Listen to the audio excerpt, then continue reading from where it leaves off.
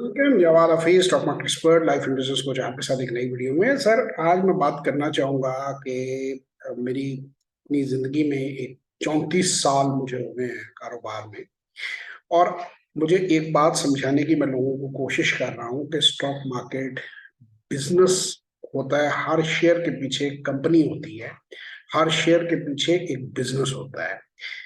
कुछ लोगों ने इसको सट्टेबाजी का जरिया जरूर बनाया हुआ है, without any reason buying selling करना, विदाउट एनी रीजन वैल्यूएशन निकालना, विदाउट एनी रीजन कंपनी में इन्वेस्ट करना।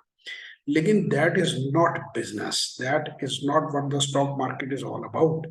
स्टॉक मार्केट आप में से हर बंदे को मौका देती है कि सस्ते दामों एक हाईली प्रॉफिटेबल बिजनेस आप खरीद सके। अगर आप मजीद जानना चाहते हैं स्टॉक मार्केट के बारे में तो 0309466240 और 0336424234 पे व्हाट्सएप वॉइस टेक्स्ट कीजिए और हमारे किसी सेशन में तशरीफ लाइए। बहुत शुक्रिया। खुदा हाफिज।